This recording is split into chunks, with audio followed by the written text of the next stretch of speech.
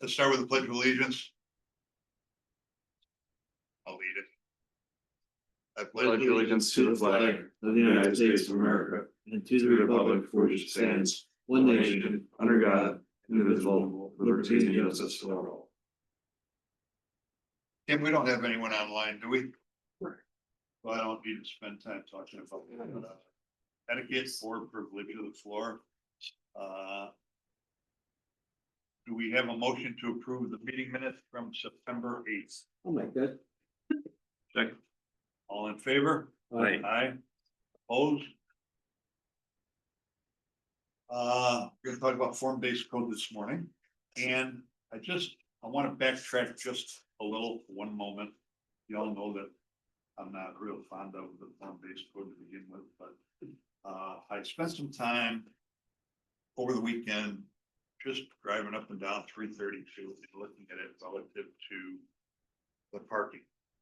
And I just wanted to revisit that and just say, are we sure that we want to go and dictate a potential private landowner's use of the space and dictate parking? And I looked at two properties in particular. One was the FM Collision, which is a large project. And I'm thinking to myself, if someone were to come in there, such as a Best Buy or someone like that, and they wanted all the parking out in front, would we be opposed to it? And I just asked myself that question, and I reflected on the fact that we, I think, modified it so that we had 2 lanes of traffic and which equated to 4 lanes of parking. And I just wanted to ask the question, are we sure we want to do that? I think you gotta go back to the whole project, and Terry's the only guy here. Check. Do we want to change the look of it, or do we want it to continue to be a commercial, a blatantly obvious commercial strip there? So in I'm not disagreeing, but that's You're asking the question. the vision here. And let me follow up with that, because I did have some conversation, and I can't remember who it was with, to be honest with you, about this whole, I do remember now, about this whole concept of the form-based. And I think the difficult part about this is that we have Route 332, which I think is a commercial zone. It's just the way it is. It's the way it's developed over the years. But we have the adjacent areas along, I guess it's Firehouse Road and the road that runs perpendicular on the west side, behind like Farm Tractor and behind Farnsworth dealerships. And I think that a different zoning for that particular area is probably appropriate, because it's much different than 332. And I think in this form-based code, and correct me if I'm wrong, it includes both. Well, it's a sub area. Yeah. You've got 2 areas. You've got You know, and 332 is a much different beast than the parallel roads on either side, just be off of 332. And as I'm driving down 332, I'm saying to myself, why dictate the parking for a future owner when all these other places are as they are? But I do understand on these outlier roads where it would be different. So I throw that out there, and I just wanted to get everybody else's ideas. Is a sea of automobiles, whether it's for sale or parking, the vision you want for the entry to Canandaigua? That's what it goes back down to. It's the life. You're not gonna change it, but we're not gonna get rid of the. We're not gonna get rid of it, but No, you're no, gonna no. soften it, and Yeah. when you go to, again, I think of communities down south where they've gone to great lengths to hide their malls. In fact, you can't find the Walmart or the grocery store or the Publix or because Cause they're off an access road. that they're frees up all an the- access road and people have learned to live with it, or they've been disguised with lots of greenery. And again, what is the vision? Certainly acknowledging that's the commercial corridor. But do you want to look at a sea of automobiles, or would you rather see 2 or 4 lanes Well, instead? The challenge with that, Tom, in my opinion, is that we are making it difficult for development if we put a restriction on it, talking about the park. Potentially, I'm not saying that we are in all cases, but potentially we could. And I think that, pick a number, 90% of 332 is developed now, and I don't think putting restrictions on the remaining 10% is gonna soften it at all, in my opinion. But So you're saying, you're suggesting along the 332 corridor itself, re-examine what we're doing. And then on the on the offshoots, that's where it can be implemented better, because that's fresh virgin territory that has not been started yet. I would say, yes, in general, yes. But I'm specifically talking about the parking on 332 because we just reviewed it last meeting and we put this restriction in. But I think what you just articulated is spot on. I think that, you know, maybe we ought to have one set of ordinances or rules for 332 and then maybe a different, completely different set for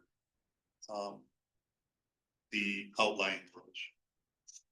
You're more likely to get Fire Hall Road to look more like a main street. Purpose of form-based code, than R 332. Yeah. 332 is never going to get the look that this was intended to because of most is developed. Yeah.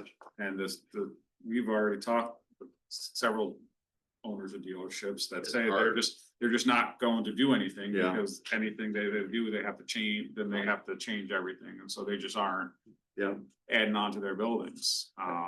Yeah, you got the couple here and there, one Hyundai that is going to, but I also, just to point out, and I thought of this when you mentioned the sales tax revenue that overall in the county with the highest increase being vehicle sales. Yeah. Vehicle sales and vehicle repairs. I mean, that is Canandaigua, like that's our tax base, essentially. That's our vehicle sales is our revenue source. You know, Farmington's got the casino, Victor's got their mall retail area, Canandaigua has the dealerships. So I mean, it's should be more embraced as our revenue source and do what we can to help them to continue to get that revenue because it's important for the town. That's kind of what you're. Maybe in a left-handed way, That's what you're getting to. Yeah. 2 lanes of traffic or 2 lanes of parking out in front of the building. Maybe it should be 4 or 5 or 6. Or maybe not, maybe we don't, Don, Maybe maybe no arguing no limit. the other side that we don't want the car dealerships there. No, I don't think I've said that. Well, you keep saying that, you know. I example, just want say is that we should Chris is- look at what the vision is, and if the They're vision there. is to have a sea of automobiles for sale, and we all know that some of that's changing. You may pretty soon be ordering your car with all the options from your smartphone, and there won't be carrying an inventory because it'll be expensive and stupid, because everybody will be customizing. Isn't that the model for Teslas, for instance? They don't, We should live long enough to see that. well, we won't, but we're I don't- going to plan for the future. Yeah. Well, let the market dictate it then. And that's The my market point. will say, you don't need to have all these cars, this big huge floor plan that you've got. You're gonna have one of each. Maybe you got 10 vehicles there. If that's what happens, that's what happens. Then you're gonna have a whole bunch of empty space that's all paved. That you wonder, what are we gonna do about that? I would say that there are different rules for the sub area. And looking at form-based code and that commercial, more commercial, you know, the area in orange here. Along 332, as opposed to the yellow areas, the sub areas. I mean, if you wanna look at, maybe we should look at those. Finish form-based code for commercial area, then go into section 6 here that talks about. The sub areas, and there is a passage here that says that, land uses within the 332. Corridor sub area are not regulated as the form-based code emphasizes and regulates the shape, scale, and placement of buildings rather than the use of the building. With the exception of the prohibited uses listed below, all permitted uses listed in the town of Canandaigua are allowed, subject to the requirements of this section. Prohibited uses include single-family residential. Well, we're gonna, hopefully someday, uptown landing will occur. Yeah, We we don't used wanna incentive prohibit that. zoning and all, but Yeah. maybe that sub area is what needs to be focused. And adjust the uses that are permitted. I mean, we used incentive zoning to allow an uptown landing to occur. The single family But homes there. if miraculously we get power to the other side at 332, do we want to have to use incentive zoning again? Or should we make changes in the sub area? Which is kind of what you're suggesting, I think, so. I have been approached, multiple people who want to build there. Have actually approached and asked for, they're like, why doesn't ask for form-based code to be extended into that area? To allow that form, I mean, we could extend it, but tweak some of the things for that sub area. But they still like the idea and the concept and some of the things it allows them to do. Gives them a little bit more flexibility, height of buildings, all sorts of other things. Again, maybe that's the area to focus. I think back to when we first passed this. I wasn't a supporter of it, and I look back and I think in that 5 years. 4 years. We've had the one building. I remember that ribbon cutting was like, and I felt it ironic to have to. Give a rah-rah speech at that ribbon cutting, but that's the one new in that area, the one new push for form-based code. And it's taken up now, the length is not because of that, it's just because of the builder and the way they're doing it. But we've had that one application, we haven't had anything else. I think if it were something that people were craving in that area, then there would probably be more action going in there than just the one. It sounds like in summary. It sounds like we ought to be, as we go through here, thinking about one set of standards for Route 332 corridor and another set of standards for the outlying areas. And we'll get through that and to that as we go through here, but going back to the parking on 332. We want to leave it as is with 2 lanes, or do we want to open it up and let the market dictate?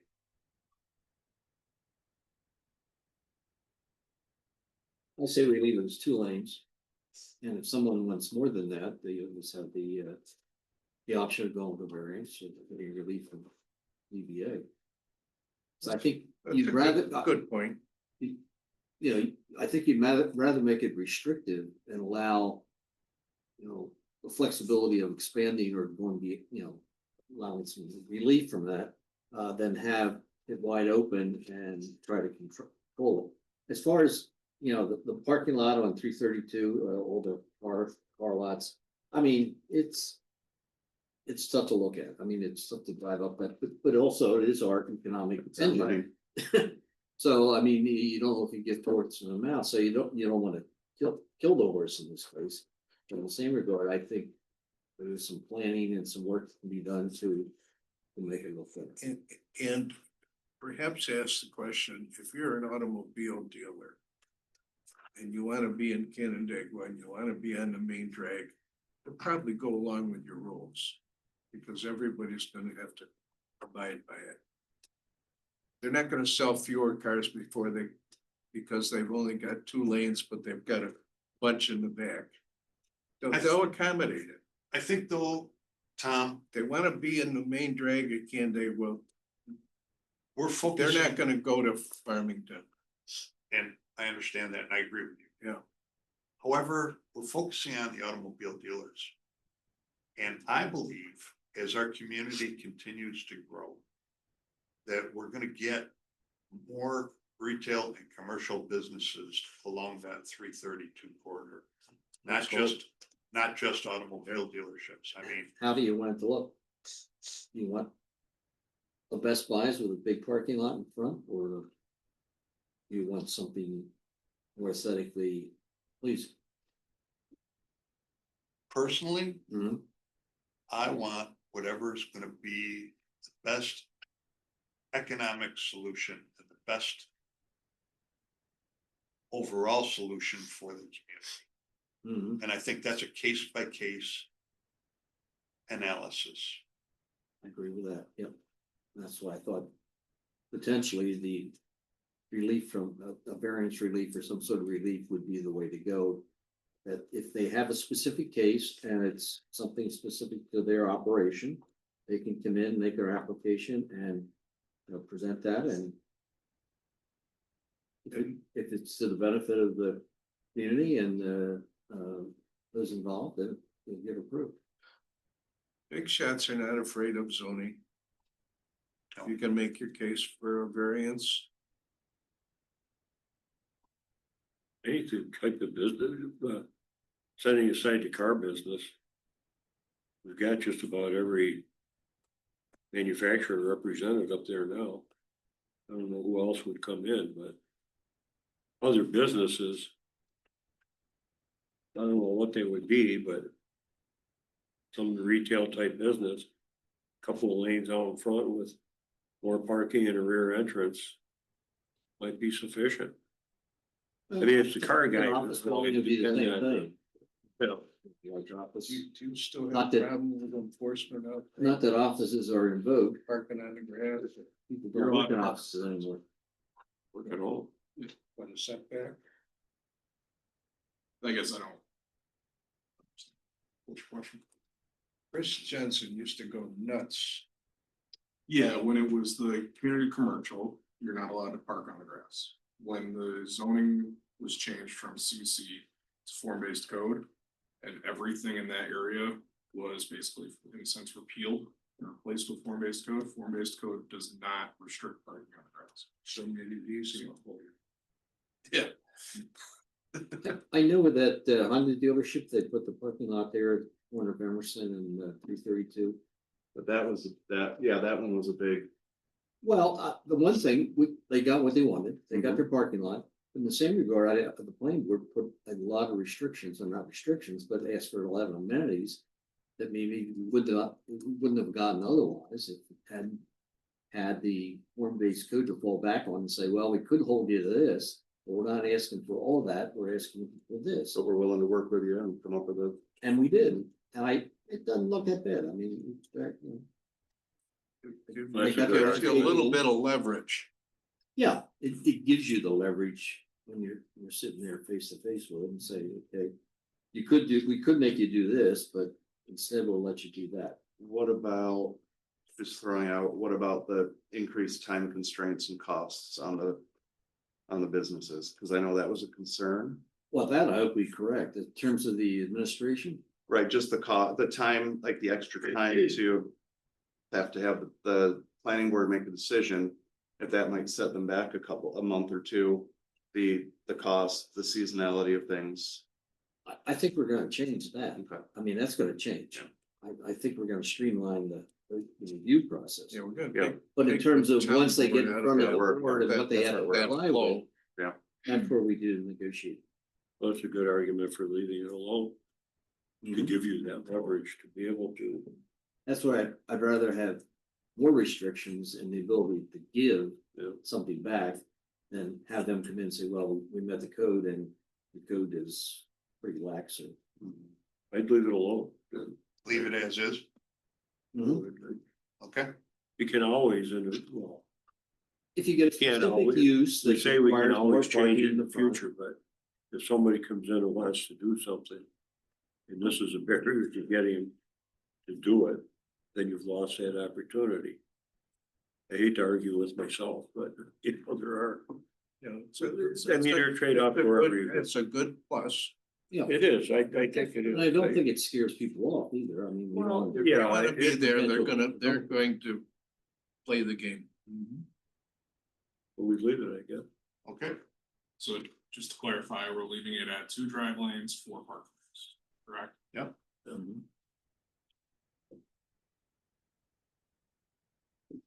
okay, Where's your pickup? we are on page 43. I don't know where. What did- Um, get this Page one? 9, So page 9, site standards. John, if I can go over just what I handed out, please. So what you got was a pseudo red line document. Which one? No, the bigger one. So the long, Make sure. yep, so the long legal page, that's what we've been working off of. Just wanted to make sure everyone still had a copy of that. That is the overview of the changes. This that I handed you, it's 90 pages of red lines up to the individual rules for each sub area. I didn't want to go through those because those were a lot of table changes. So until we really sat down and talked about it, we didn't start. Kim, if you can go to page 16 on that document. I think it's really like 17 on the document, but page 16.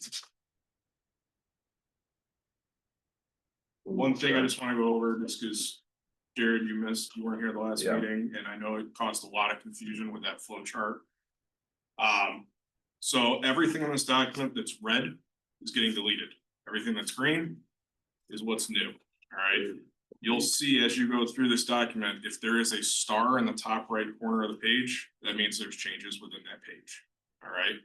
Now, these pages are not correlated with the original form-based code document. That would have been, I would have lost my mind. Perfect to do. All right, but this is the easiest way to kind of go through and show it. So as you can see, this photo, which is on page 16 of that red line, is red. That is getting removed. Kim, if you can go down one page. That's 17 replacing it. 17 is the replacement. All right. So again, like we talked about, town board is getting ripped out of this document.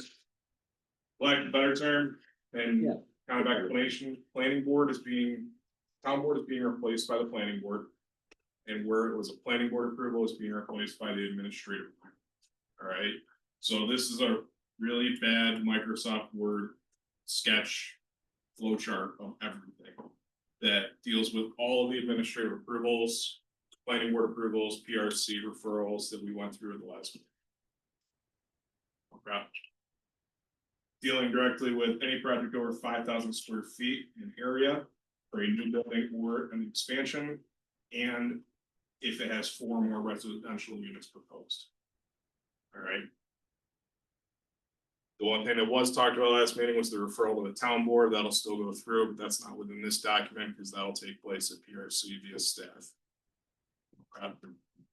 It won't be a referral like it is now where the town board has to take action. It's just a, hey, FYI, this is happening. All right. Does that make sense? Jared, to answer your concern is essentially it's gonna be handled. Yeah, we had talked that it, Like site plan. yeah, and that comes through, you got that, and that's where, again. We need to continue to build our coordination and communication between the town board and the planning board, Which is what they brought up. which last is, week. right, Yeah. and we can, and that's something that we can build into our. Our system, but just have that coordination. Okay. Yeah, that makes sense, and I know we had talked about that before, so I. We knew that was kind of, that was where the best way to go with it. Any questions on that flow chart? Before we go back to where we left off last meeting? Just have to read it. Okay. Well, I think it's got the flow we talked about.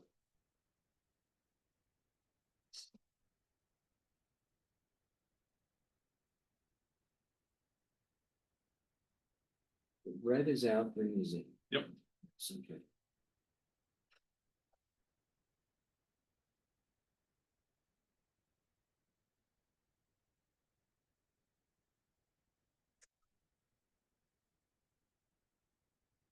So I have a question.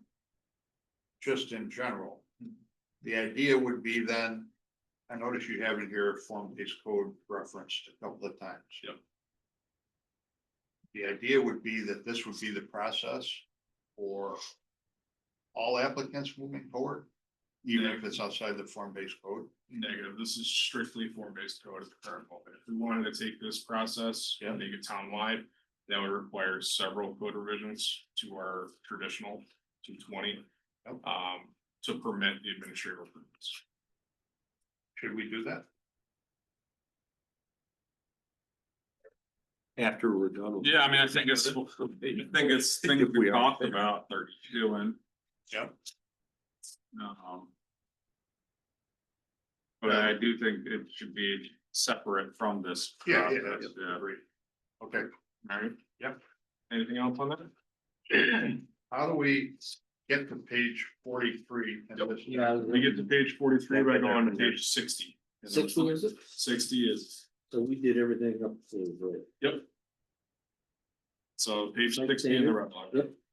Site standards, and it Mhm. starts off with the parking, which is where we left off. I know we've covered that, but that's the page I had noted as we ended.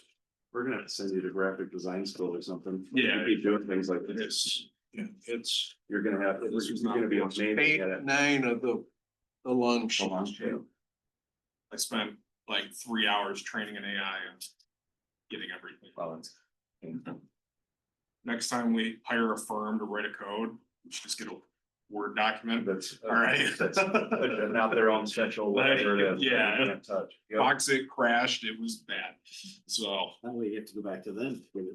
That's why, it's proprietary. all right, Okay, page 60. No, actually, the form-based codes in design. I can change it. yeah, but to try and do track changes, you No. can't do it, yeah. All right, so 60 is where we left off, that was with parking. Yeah. Next changes are on page 63. Well, let's stay on 60. Yeah. Um, You'll see under item 3, I had it as our original.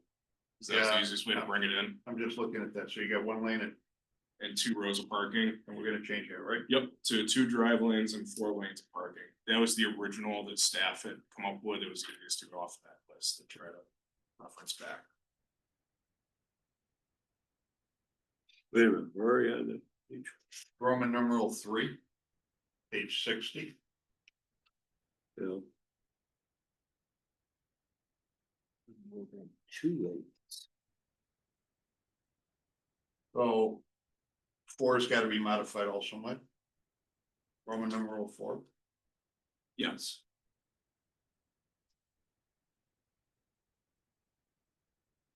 This doesn't say anything about 2 lanes. That's, yeah. I was going off of the overview changes just because it was the easiest to bring in. Cross out 1.2. Yeah, So 3 and 4 are gonna be modified, Terry. still have the 10-foot setbacks off the property lines. Side setback is 5.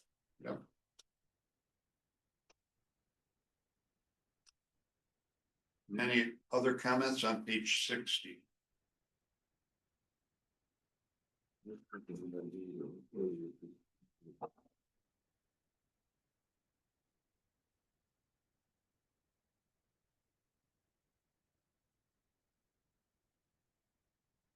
Or 61?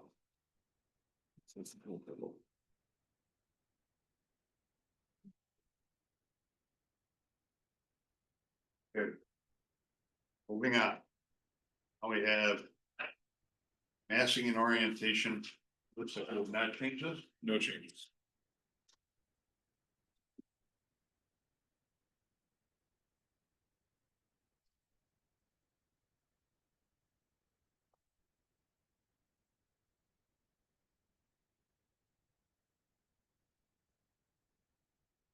You have the parking lot specification sizes. Yep. We probably don't have anything for ADA other than to say it's gotta meet ADA requirements. Correct. And that is on page 60, A1. Yeah. All vehicle parking must conform with the ADA standards for accessible design and ADA accessibility guidelines for building, yada, yada, yada. Yeah. published by use. That's all. Okay, Any comments on 62? Okay, 63. 63, the only change in here was we added a new section, H2. Which states that setbacks must be maintained in cross-access parking lots or parking areas, but areas within the setbacks can consist of pedestrian facilities and landscaping features. The reason you did that, added that was. If you recall, we had a project, it was actually uptown, where their parking continued across the property lines, Yeah. and it created a really weird easement discussion. Oh, cross that. How do you go through and deal with that? Mhm. So the easiest way was we maintain those property boundaries and the setbacks of 5 feet. But that 10-foot area, because the setbacks can't be used for parking, it can only be used for pedestrian or landscaping. That alleviates the easement So, discussion. Okay, I'm sorry, I got it. got it, Chuck? Thank you. I have a question. Let's see. I just give you an example. The easternmost parking lot for Kershaw, which would be east of the Hotel Canada. You know what I'm talking about? Yep. They have parking, but they have no sidewalks. Yep.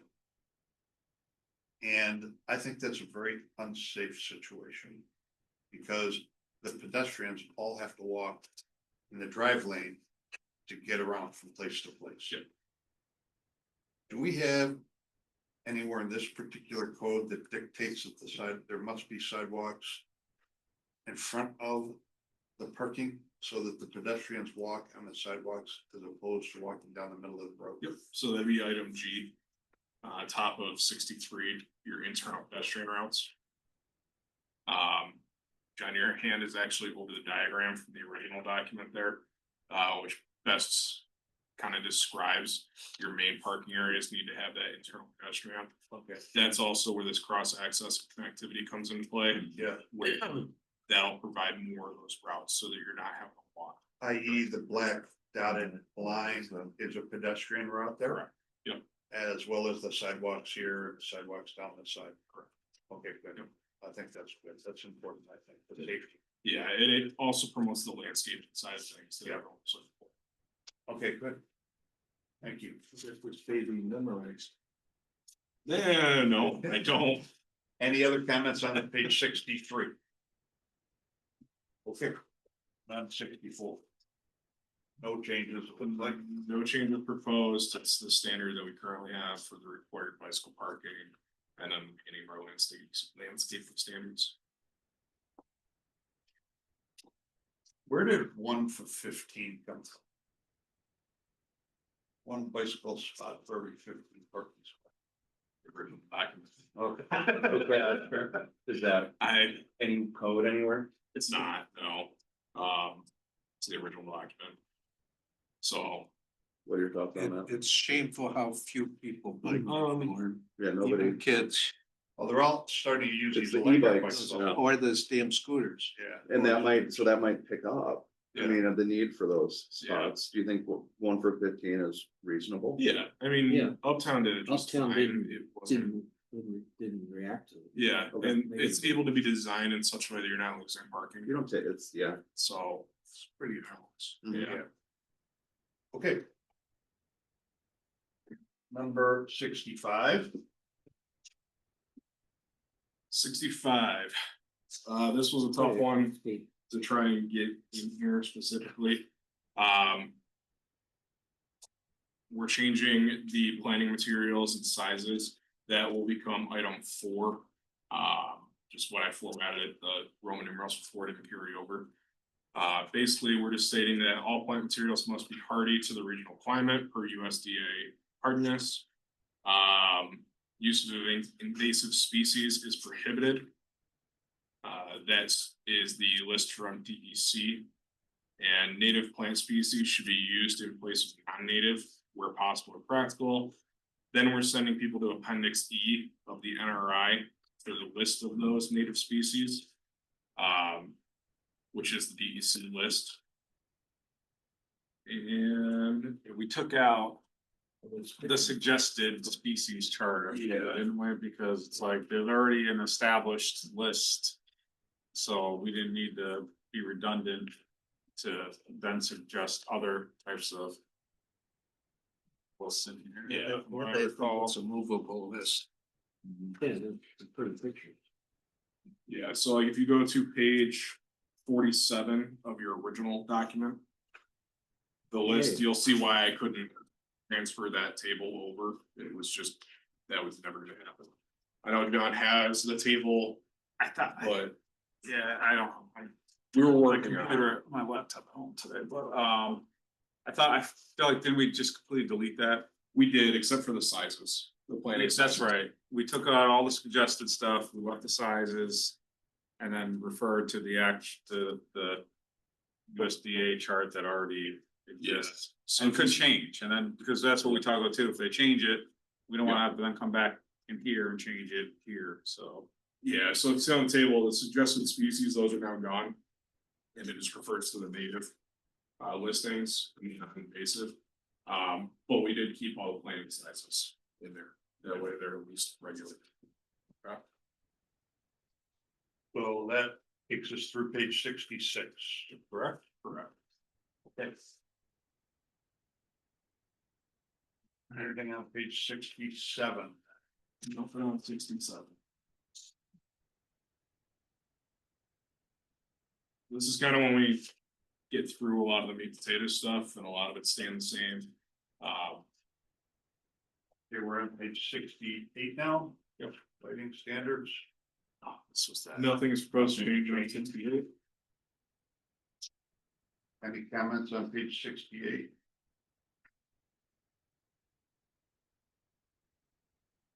Lane.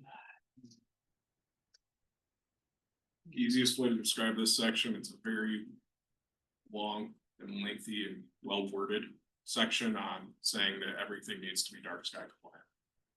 That's pretty much the short of it.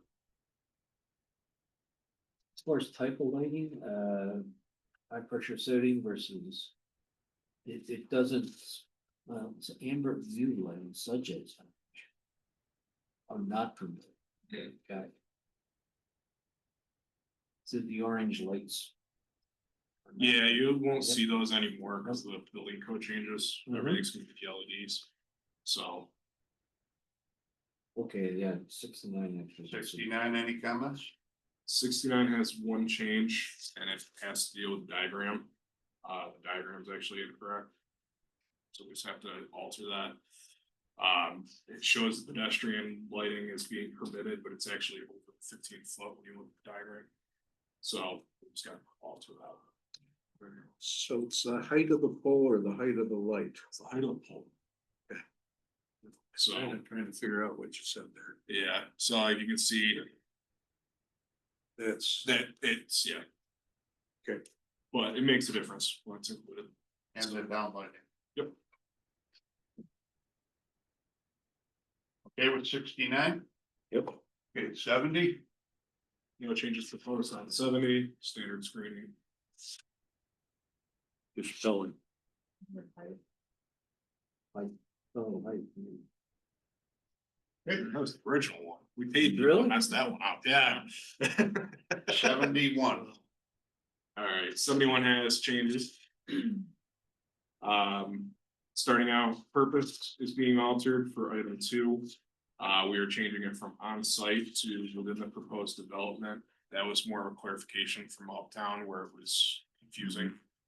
Because of different lots, well, does it have to be on this lot? No, it has to be within the actual development area.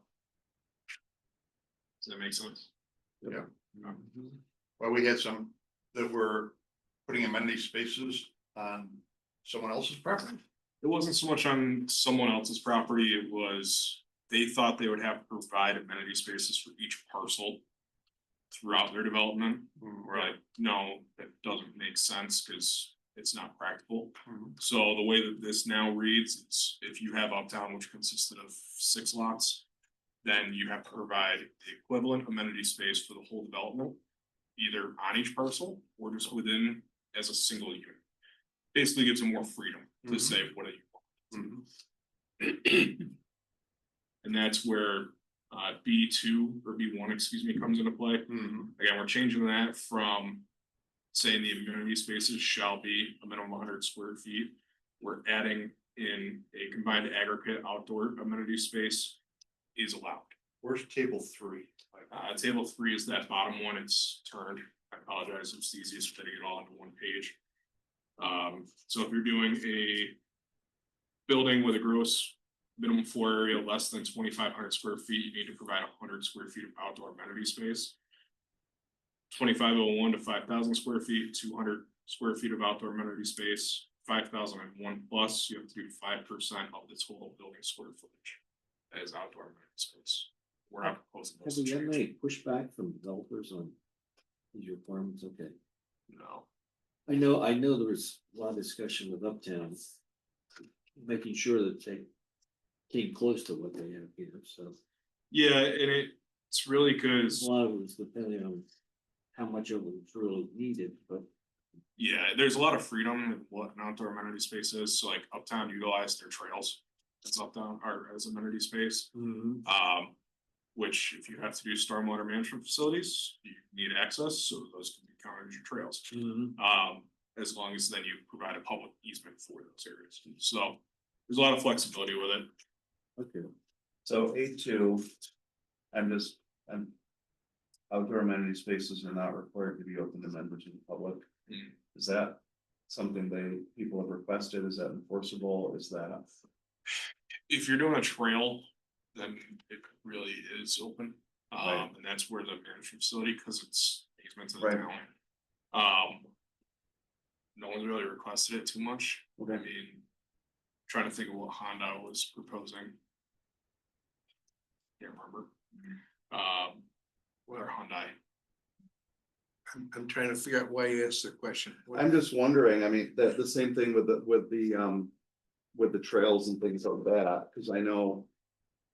If there's a trail and there's an easement, a public easement to the town, and then is it private, not private? It could just create I just think of creating conflict, but I also see that if. You're doing the construction and you're doing the form-based code and you put in an outdoor amenity space. Yeah.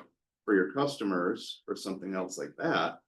Then that's open to customers of your business, but you have that outdoor thing that you're adding. I would think whoever owned the parcel would invite interconnectivity. And if you're looking at a Honda, you might want to look at a Kia or get a hamburger somewhere or something. It should all be interconnected. So now, this is kind of where an outlying area might be impacted, in my opinion, right? If somebody were to develop a private community, so to speak.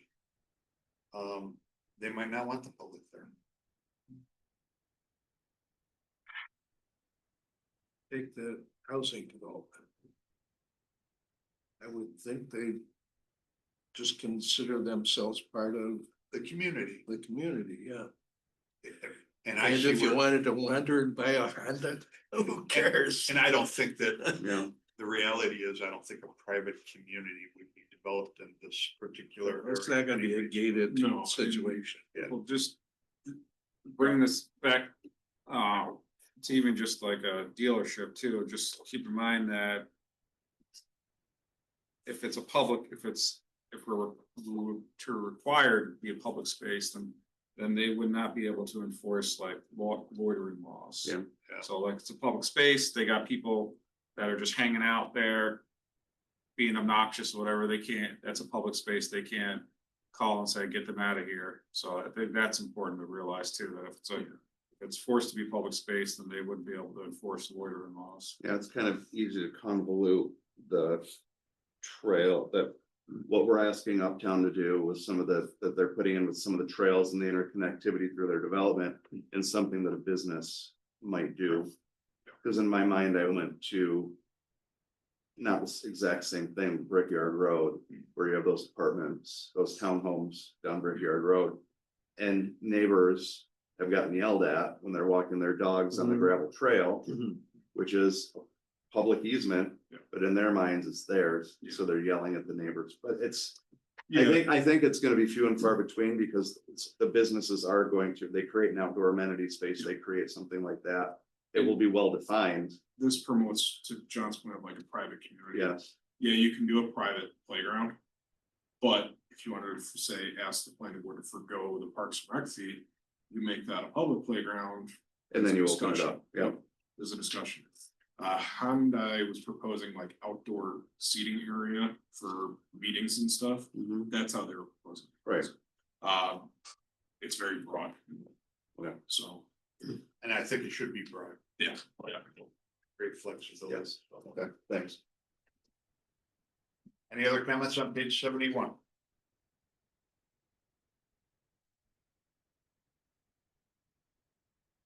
$72. 72, the only change is we are changing that no taller from 30 inches to 36 inches for sidewalk dining, railings, fences, planters. Reason for that is liquor law requires if you're gonna do outdoor service of liquor or alcoholic beverages, then you have to have a 36-inch height. So we just made it to be easier with that.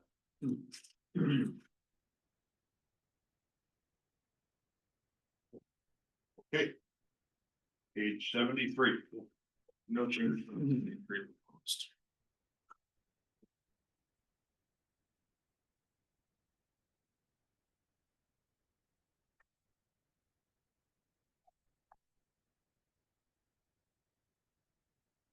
Give another minute or two to look at page 73.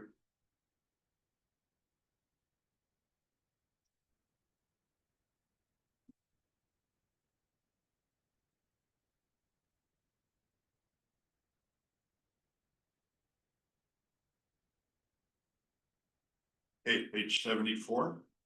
74, the only change is gonna be that table just to the right of purpose. Signs permitted up to 3 types per building. That is being changed to allow more multi-tenant building signs, which we currently have within town. To kind of more align it with the CC zoning district, so you're allowed 1 sign per business / tenant. Whereas now you could have 12 tenants, but you're only allowed 1 sign. This had always been doing. Not in form-based code. I think it was an oversight, to be honest with you. So we've had a few go through the variance process. It's never been an issue with the ZBA. Okay, we good with that? Yep. Is Big Shy Bad sign legal out there on 332? Which one? I think they call it Big Shot Babs. Big shot Bob's. Yeah, is that legal? Which one? Sorry, the building sign. Sign, No, out on the front lawn. Technically, Yeah, technically it's legal. is it? Okay. Yeah. I, We'll get to there. We got temporary signs in the end. Is that, it's tough for businesses in there to be noticed. What- Well, you don't even know what's in there. what type of sign would you call that? Temporary. So that's the problem with pushing buildings 600 feet back with parking in front, right? So we don't allow the monument or the monopole signs. So actually, I've been getting pushed back from Big Lots Plaza and a new tenant that's in there because they got denied a variance for a larger sign. Mhm. The email I got was 5 paragraphs with a lot of very strong language. Because they were upset because you can't see them. It's yeah. so Make everybody happy. Yeah. Signs are the demise of everything. So that's the problem with pushing them back. That sign for Big Shot Bob's is classified as temporary. We were pretty lenient because our sign code for form-based code is nonsense right now with how it allows everything. But we look at those as, you know, it's a new business. We don't want to discourage it. So we're allowing the temporary sign to be up for the time being. So you just mentioned something there that caught my attention. You said a monopole sign? Yep. Is that what you said? Yep. Monopole. And a monopole sign is what, one that's out in front of the business by the roadway? So monopole is, think of, remember the old Big Lots sign before we had them taken down? It's pole comes up and then you have the sign all the way on top. Yeah. Okay, that's a monopole sign. They're not allowed? They're not, no, on 332 or in town? they're prohibited town. And that's been. I don't even know how many. So Long time. Probably back, Probably that way. probably back when we went from 6 chickens to 5. So let me How just, many roosters? We never had six. so let me ask a couple of questions about that. So is a business allowed to put a sign out by the road? What kind of sign? Yeah, and how many, My follow-up how many question. businesses on the same? So you can do a monument sign. A monument sign, Monument. that's one that's not on a pole. Yes, so a monument sign. Like at our house, like we have at our house or that type of sign. We're gonna skip ahead a little bit, but if you go to page 78, we'll go back to where we are, but go to 78 and that shows the diagram of what a monument sign is. This is the same thing townwide as well. Now, it's a little bit different, elsewhere in the town, but monument signs. So. Reason being is honestly, it comes down to the aesthetic. Signs versus the monument signs and how much area they take up. Yep. So we allow signs, but it's gotta be a monument sign, Correct. and it's gotta be, and then they can put it up by the. Yep. Right, okay. Answer my question. So- Which way can it face though? Does it have to be parallel with the road or can it be perpendicular? It doesn't matter. I'm just looking at the diagram and just. Yeah, Yeah, it it's just says- the way the diagram is, it makes it seem like it's gotta be. Yeah, most times when you do monument signs, you do it. Perpendicular, Perpendicular. but parallel with the access. So like you turn in at the monument sign. That's how most of the developments do it now. Yep. So So it says single sided. you can do two-sided. So state Route 332 on page 78, it says 20 square feet, For a Single single side sign or 40 square feet for a double sided. but that's a sub area. Yeah, the State Route 332 corridor sub area. So that's a sub area, but what about 332? For the suburb. No. So the sub area is the State Route 332 corridor sub area. That's the name for the 332 corridor. It's a sub area. Oh, okay. We Yeah. call sub Yeah, so you area have the, Mixed use. or, yeah. The behind. Yeah. And behind. you have Or-based the code. 332 sub area and then you have the mixed use sub area, which is behind 332. They're called sub areas because form-based code is a whole. As opposed to when you delineate between the different areas. So you're allowed 40 square feet for a double sided, reason being is it's 20 square feet on both sides. Yeah. So. So you just caught my attention with item F, number 1F, What page? Sorry. 78, I'm sorry. And it says. Non-mortgage stone is permitted. Sure. That mean mortgage stone is permitted also? I don't know. That's the original document, so I'd have to really read into it more.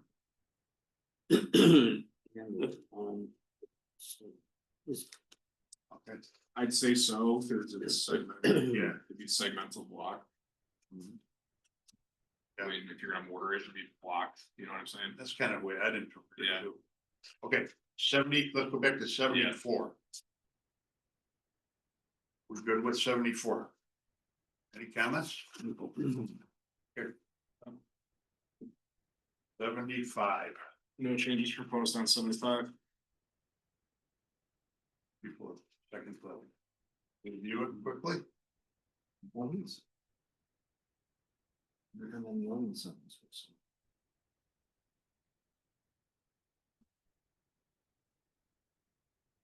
Good, 75, good, Yep.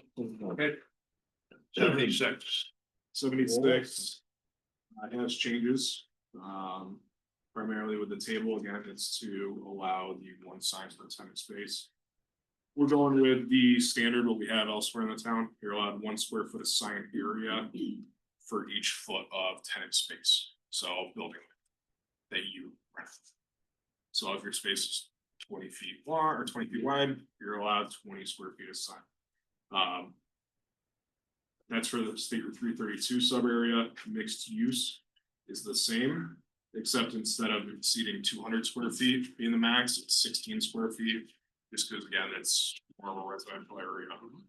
So. Limit the size. So a unit would be within a building. Correct. So rather than taking the whole building, you could have 6 units in the building. Correct. Similar to It's had a- CC. Yep. 76, we're good. 77. 77, no changes proposed. That's just the standard window signs. Okay, 78. Nobody talked about, but I'll give people a moment just to look at that. Is there any other comments?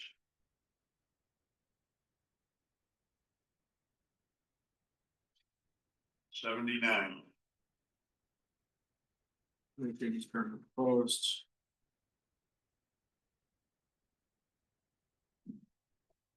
One note in here is we still are asking civic and community service signs to go before the town board.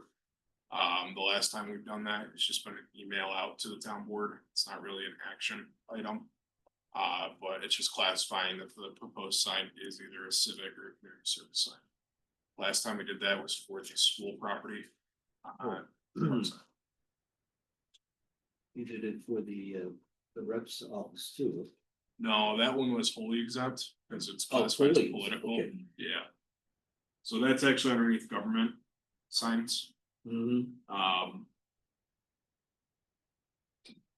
so. I guess I would throw out the question, why the town board as opposed to the planning board?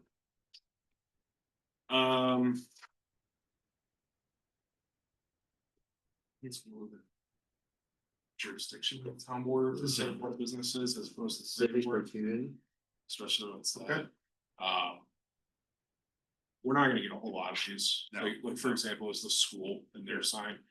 I think, Fire. yeah, I sent an email to John sent Jared, and went out to you guys, no, have. 79 is good. Well, Going back. just a quickie, what how's the credit card say? Credit card sign is, you know, like the signs on the businesses that say MasterCard. Septic Amex. here or something? Yeah. Maybe in the, Yeah. their window? Okay. So they don't count toward your window sign area. So, They do. You wanna make sure your Diners Club card is on there and some of the others? Only tell us. Just give me your number, that's right. Yeah. Okay. Yeah, we'll put it on- I have a question, just going back I'll to make a 78 monument signs. How do we handle it when cause obviously Big Shot Bob's they want their 10%, but how do we handle it to get just a monument sign to list the businesses that are within there instead of having each individual one? Well, who ends up, all the businesses typically pay for that? How do we handle it? Cause I think it'd be, and I don't know if this specifies that, but, it'd be nice just when we have those plazas to just be able to provide a monument sign that they can put their name in. yes, so think of like, it's Town of Victor sign down here. But Town of Victor with the Walmart Plaza. I know, for example, they set it up where the development, the leaseholder pays for the sign, and then when they sign on a new lease tenant, then they actually pay to put their signage up. So it's kind of like a perk, like, hey, you're coming into my development. I'll pay for this very small sign that probably costs a few $100s to be swapped out. So, yeah, I'm just wondering, how can we get that to, how can we like get that to occur? We could only include Place it on like- new ones, we can't, Yeah, we can't go back to the old ones unless they were willing to do it. But any new ones, to include something like that where any multiple store developments or multiple store. Well, and that's the point I'm bringing up, is clearly we're not gonna, I mean, that's not going to happen. We're not getting any more new strip malls on 332, it's not enough space. Mhm. So how can we make it so businesses of that plaza we have and have a monument sign that they all share? I think that'd be a great opportunity for the bid. To work with those businesses, and they could work with, I'm not sure what funding with bid or whatever else, but What bid? that, yeah. Hey, I had to bring it up, right? Yeah. It's just one of those things that's, I always thought about that, it's like, you don't know what's in this plaza, like, you're actually, when you're No. driving, looking to the right, and that's not safe. I discussed it many times. Yeah. How much does one of those cost? Depends on how nice you want it. Yeah, I was gonna say. With lights or anything No, else, A couple grand. for a monument out there? I mean, for example, Light. the highway sign just for the town was what? Couple hundred, it was less than $1,000, I think, but. You know, and that was just a welcome to Canandaigua made out of wood, so to do a monument sign, that's. Well, what do we pay for the one over at Outhouse Park for? You know, the base, I mean, that was like That was. 35 or 40 because of that little. the well, billboard. but exclusive of that Yeah. though. It'd be minimal. I mean, my guess would be It's less like than thousands between of 5 and dollars. 10 Yeah. would be my guess, but by the any base electric. So getting whoever owns that strip mall to pay for that. You go talk to them. Yeah, or Probably the tenants pay for it. Well, can you send me who owns it?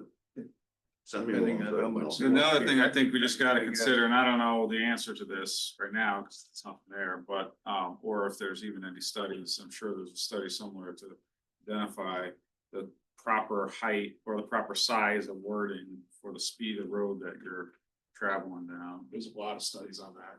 So I just don't know if this would conform to that or not, to ensure that at a 40 mile per hour road, that the signs are allowed to be big enough, so you're not, like, as you're driving, trying to really see what's there, you're seeing it from a There's a distance. standard. For example, 5 and 20, the new auto parts store sign was 36 inches tall. That was what was recommended for a 50 mile per hour.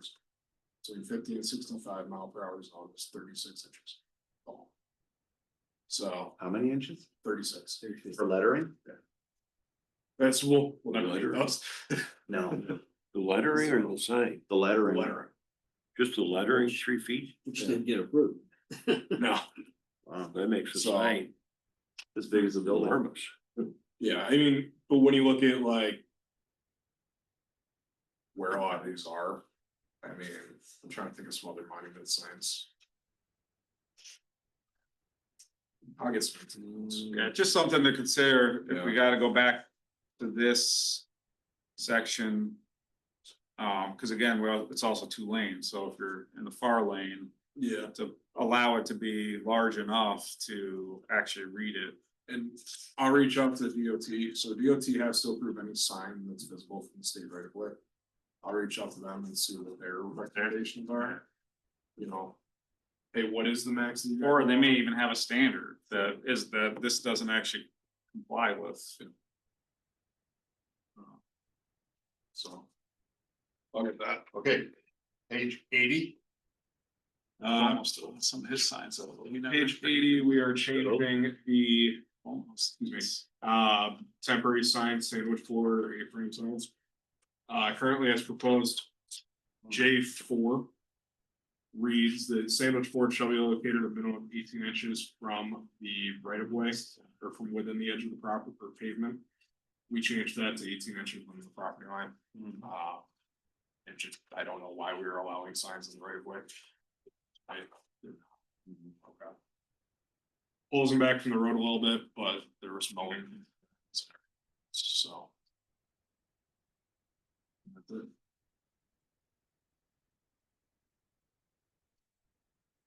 and page 81, No changes, continuation.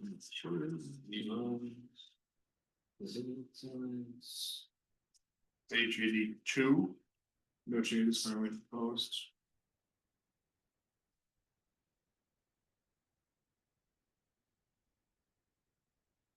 page 83, Currently no changes proposed.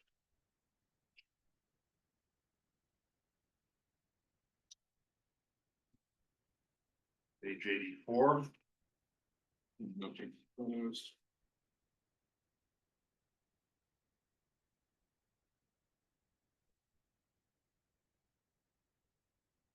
page 86, Changes.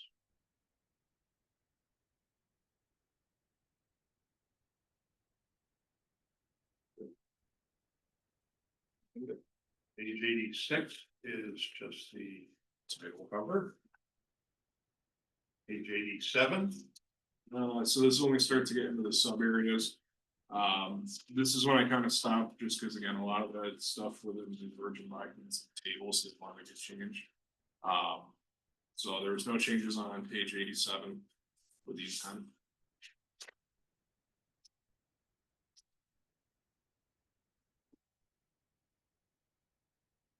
The only change actually on this is where I have to update the map, but that's gonna be document wide. So there is that road to the west. Runs parallel with 332. And that road, for all intents and purposes, is undeveloped land, correct? There are plans around And there. what I'm talking about here is right in here, right? Summer's Drive, there are plans around there, but yes, that one right, yeah.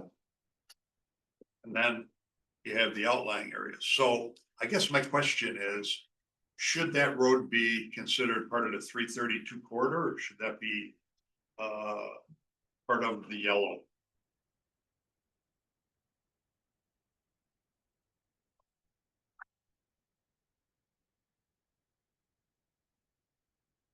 Wasn't there somebody that was talking about Yes. developing, That was DeMarco, was the it? guy came into, Yeah, that was Paul, I can't think.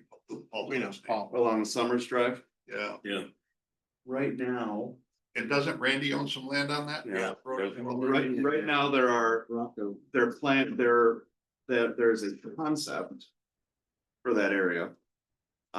That's not going any further until electricity can get figured out. So So the it's, concept was residential, wasn't it? yes, Well, there's another concept for commercial. With the flex space. yeah. yeah, That was that's about- DeMarco's, yeah, yeah. it's just like commerce. So is my question pertinent or is it irrelevant? Depends on what you want there. So what I can tell you is that the intersection of Summers and Thomas Road, the town board. We Has allow the changed out. that, well, you changed Yeah. zone, so you pulled them out of a form-based code, and they're now in RR3, Just that one house. that one parcel. What I can also tell you is Airport and Summers Road, that split parcel is currently Hyundai. With their proposal that's been before the planning board. You have the opposite corner. On the east side of Summers Road is that flex space with DeMarco. Wishes was blown up there. Can we put this on a screen? So you Sam? got Up there, you're right. I'm sorry. Can we float that up at all? Is it possible? Use Tom's glasses, that'll help you. Yeah. Yeah. Going the wrong way. There you go. There you go. Alright. So I better show you. This parcel here. Is now currently RR3, along with these ones. Yeah. That was changed by town board vote. This parcel here. Really two parcels. That is currently the Hyundai proposal. That's been through planning board. This parcel here, that was the flex space that DeMarco came in with. This side, these two are Randy's, Randy Farnsworth. This side is still, I believe, Terry Bukowski's parcel. Nothing has come forward. There's been talks about everything under the sun. And if you go all on airport, that's Randy's there too, right? That there, This is, I don't think this is. but the non-ratted, that's Randy's and it Yeah. wraps around the garage, because they've got plans for around the bus garage. Yeah. But really, it's to the east of Summers Drive. We're pretty much locked in as commercial. Industrial. Yeah, and industrial. To the west of Summers Drive. Is that what you're thinking of, kind of expanding that through and allowing form-based code in that area to the west through Yeah, the bus garage? I'm wondering whether it ought to be in yellow as opposed to the thing And turn that into the sub area rules and turn and it not into the the three sub-area. 32 rules. Right. And then that could be extended all around, even all around the bus garage. What I will say though is just remember this is still your industrial. Yep. So we have a proposal. I mean, it's not a proposal. Long-term talks of Mercy Flight. They still have that land over there. They're still trying to get the funding to expand across the road. We have a landscaping facility that's drawing up plans right now to go right here, that comes all the way out to here. And then this landscaping facility with these two lots, one parcel, has been approved. So you still have some commercial uses Right. surrounding this. But if we did it, if it was yellow, it still could have. It could still have, it could have that mixed use. That's what it says in the yellow. mixed Yeah. use. Yep. I'm not opposed to that actually, because that would give more flexibility to some of the housing and other things they're talking about putting there. It's next to the, it is next to the bus garage. So it kind of fits because that is they put it there, but it's still semi-industrial with all the work that would be there. I'm not opposed to that. I could see somebody going in there and putting some apartment complexes in I- there. Yes. There's Or been- townhouses or There, something. of that nature. another mixed use type thing. Yeah. There's been a lot of talks. Rocco's still about- got some. Rocco's. Rocco Yeah, and, he's still with it. Rocco and Randy are kind of, So the sewer stops here. It's easy. Yeah. The sewer doesn't continue down. So that's the biggest problem. the biggest issue, yeah, because there's the county stub up there. This is like a dead area for sewer. There's Yeah. nothing there. There's sewer down here Paper. and there's sewer right here. Yeah. Nothing in this. Yeah, and that was an issue with that Rocco wanted it expanded.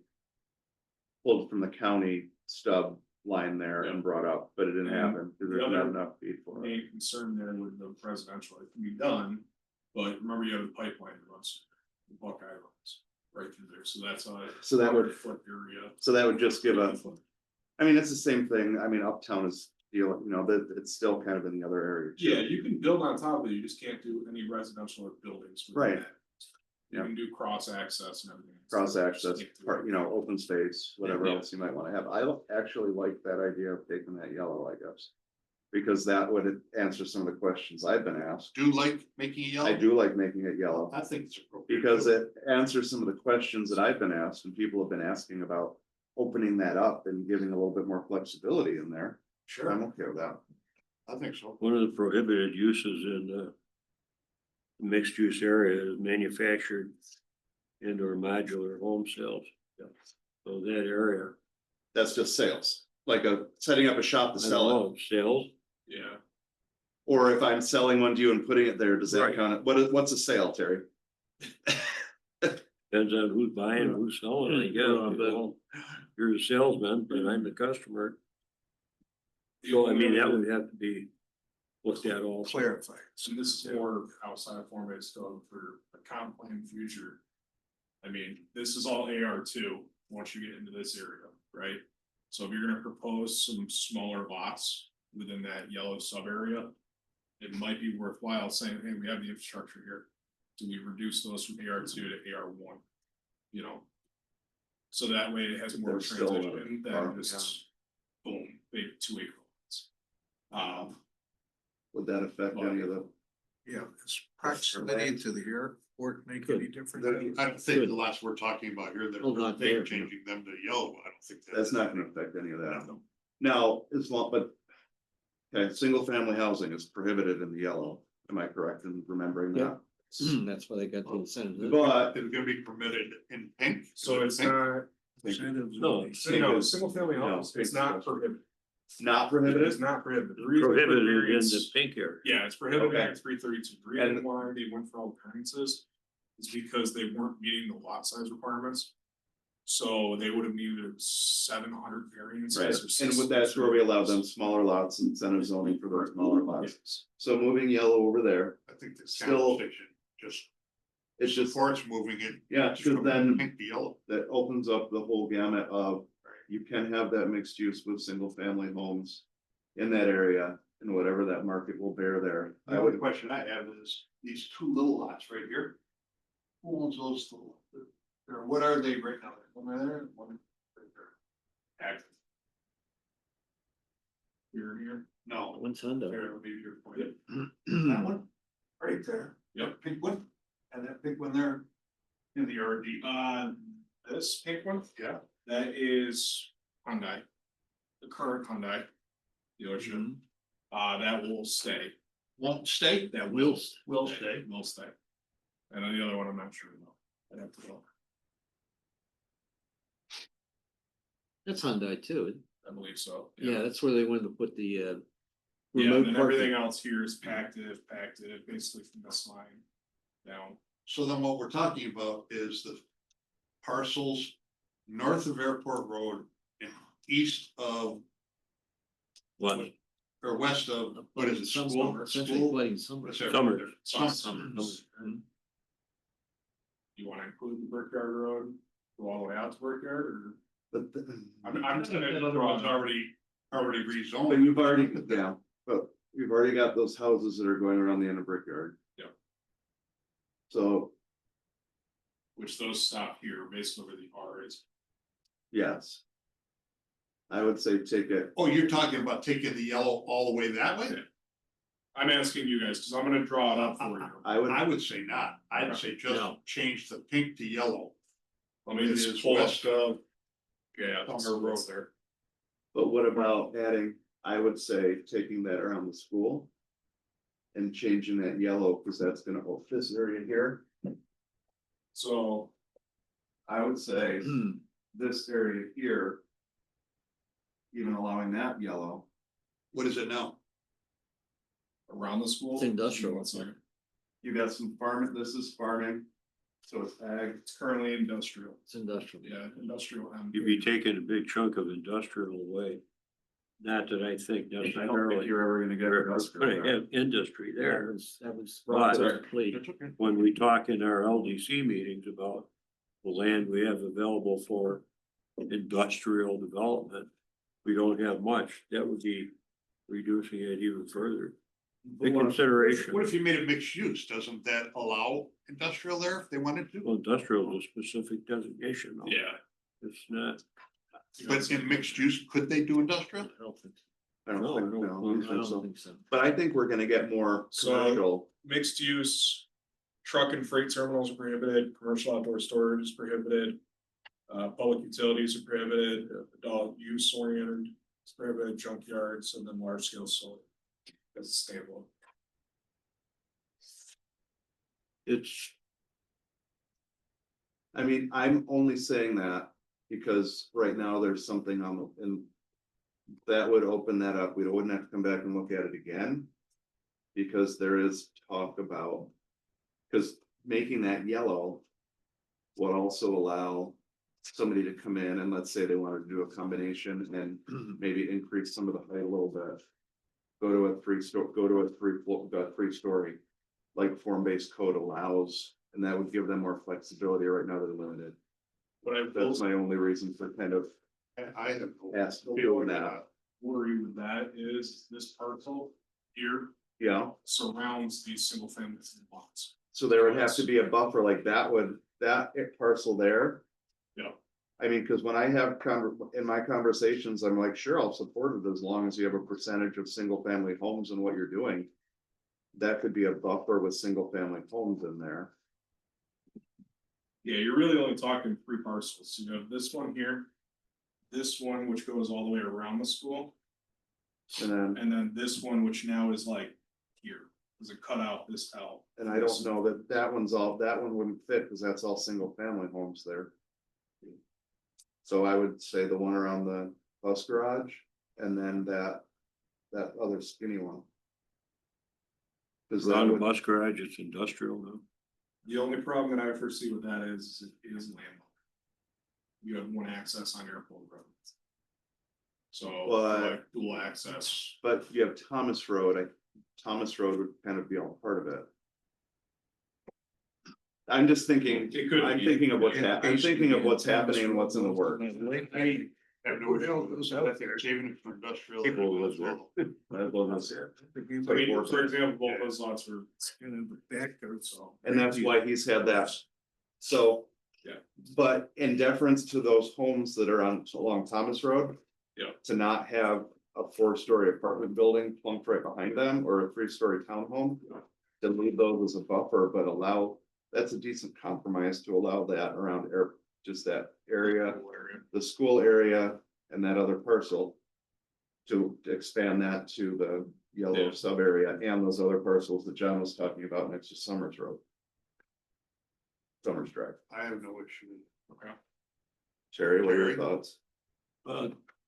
It will become It's mixed use sub area is what you're saying. Yep. Building around that bus garage is what it is. We've called it industrial in the past. I think the only draw that that area would have is as industrial or retail or something like that.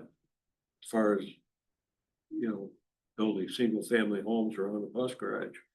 I wouldn't mind one. No, Double that. but the thought is, the discussion is, this would be. Yeah, you for could turn that into apartments, some apartments, townhomes, included, you know, a little bit buffered. Leave this as single family home area, but make all this yellow. And this yellow, who owns that land around the bus garage? friend. And once electricity comes in, if there was electricity now, there would be plans coming forward. And that's where he's been talking. And that's what he's been talking about, and he'd be beating down the bush on wanting to get that. Cause he's asked, we've had that conversation, and it would help. I think it's an ideal that location for apartments and that type of Right. construction. Oh, should it be this? Mixed use sub area or But the mixed some use, other? the mixed use sub area would allow the height. Some of the height adjustments too, am I correct? Maximum height With is the 60 airport, feet. maybe a problem. Yeah, well, it's not in the flight path, but I mean, but I think that's still low, it's still low enough. I don't know. Yeah, it is. So 60 feet, how many stories? That's for. Four? Yeah. So that's the biggest benefit to that area.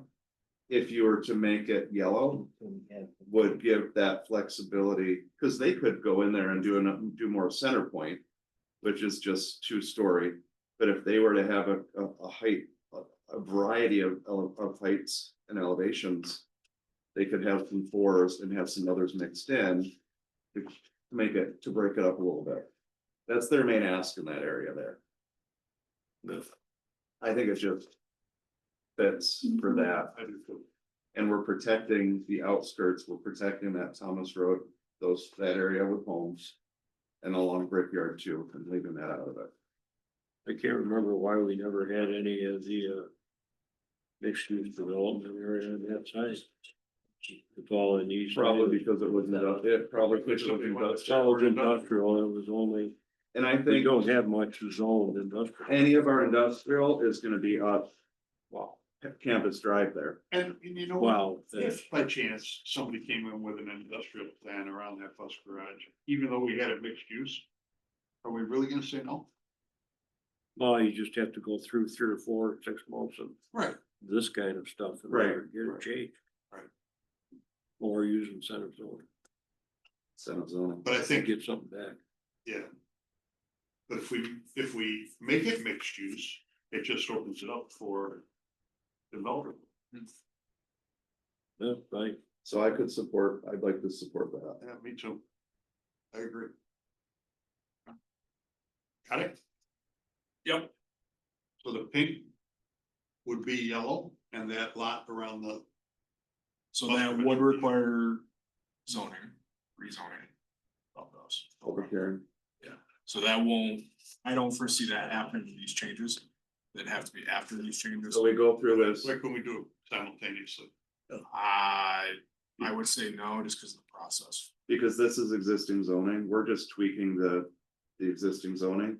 That would be changing that zoning to something different. Okay. Oh, yeah, you would take it. It's a little bit more, it's more transparent. Yeah, too. you could, but I think there'd want to be a conversation with the property owners and those. Yeah, To understand. So, but also, so the area around the airport, but also that.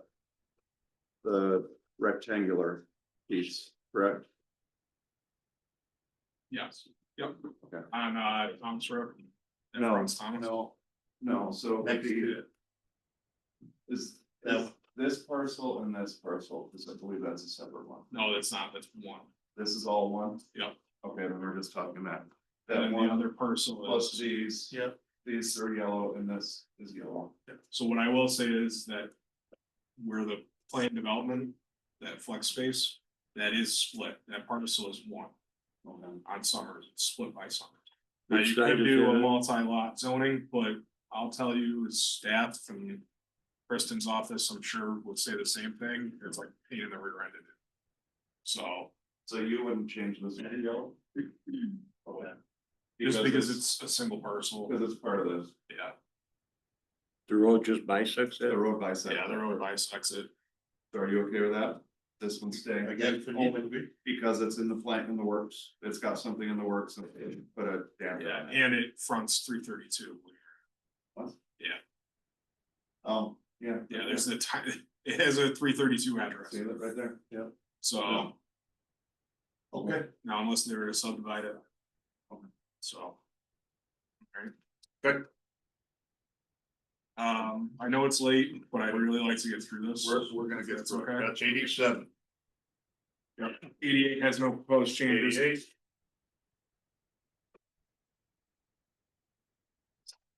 What should we do about 89?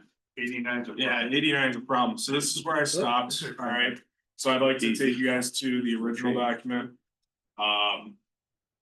You'll see why it stopped, it's page 70 in the original document.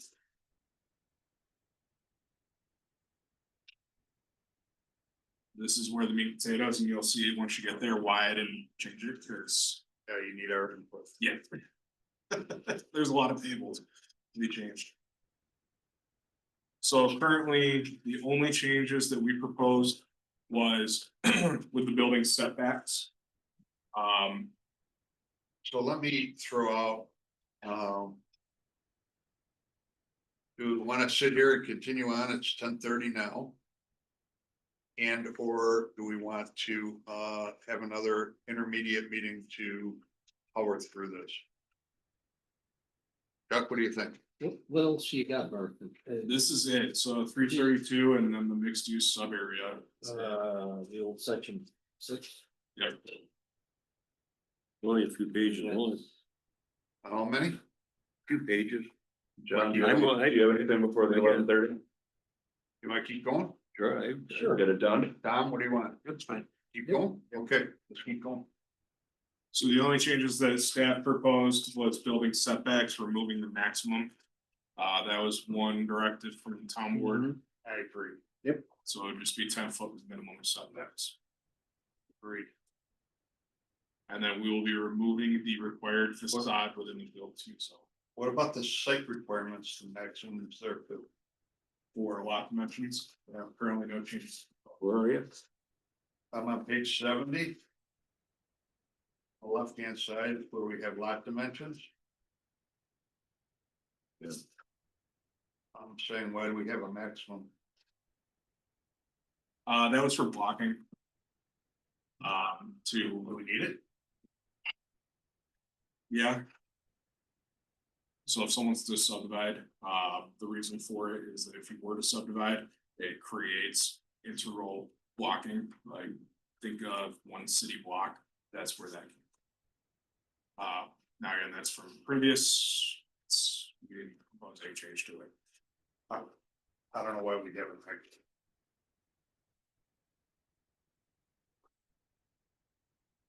Any other comments on that? No. Does anybody understand why we need a maximum?